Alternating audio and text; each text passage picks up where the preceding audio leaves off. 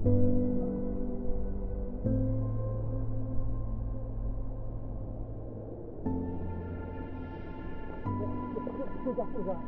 volevo, perdonami. Scusa, posso?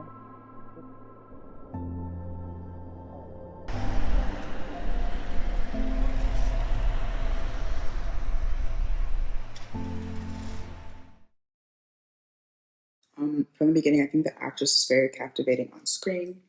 She has a lovely smile. I think her facial expressions are really great, and I think she did a really good job. Um, for this piece, I think the use of no dialogue is very interesting.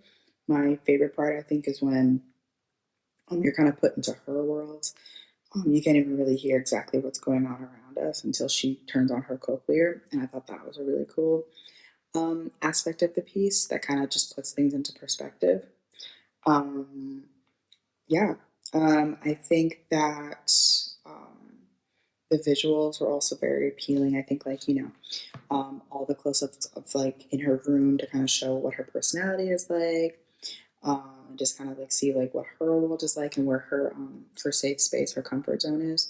I thought that was really cool. I also liked this kind of idea of having um, seeing the dichotomy between like what she's like by herself and then what she's like in this, like, I guess, potential relationship. I thought that was really cool, but still kind of, if this is what you were going for, this idea of like her still putting herself first no matter what. Like, she said that she wants to go to Peru, and it seems like that's what she was doing at the end, regardless of what the guy wanted. So I thought that was really great. I thought it was a masterclass in visual storytelling, with the no dialogue. It's all based on the visuals and the art and the music and the sound design and the acting and all that, the visual storytelling, if you will. And I thought it was very effective.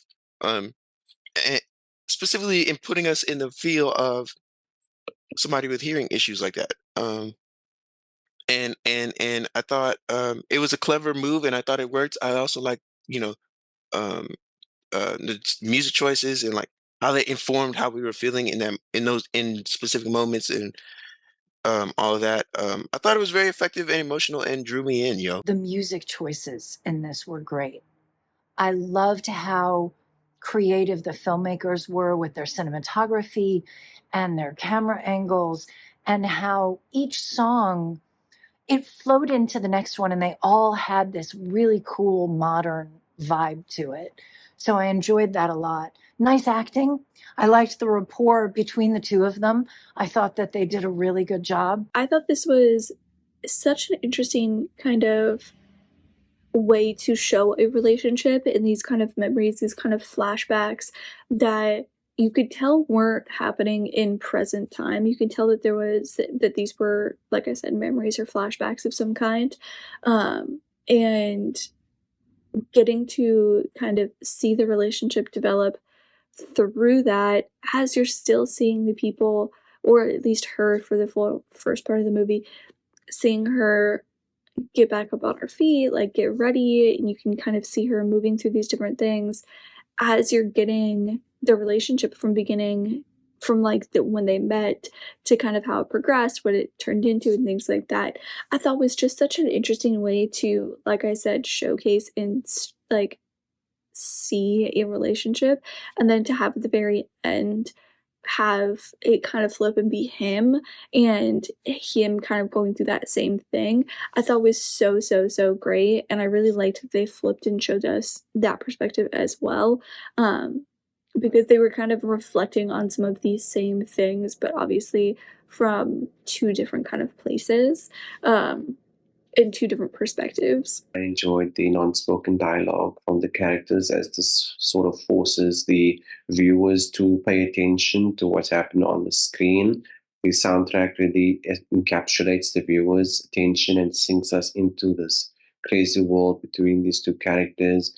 I like the ending actually. I got the sense that the first few minutes was actually just a dream from the boyfriend as he relives the moments him and his girlfriend who might have passed on. Not sure about that.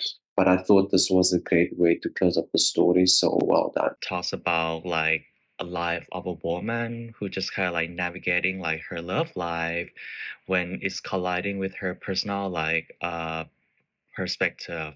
I feel like it happens with everybody out there when you want to bring someone into your life, but at the same time, there's something like in your personality that might not be a good match with them. So it's kind of like running like pretty slow in this movie, but it's also like moving, like it's touching like your soul when you're seeing like what life like meeting someone and eventually it doesn't work out and it needs to, be let go eventually. So in terms of story, I feel like it's well narrated, it's well like built like for everybody to understand. The performances are good and the use of music like helps a lot too.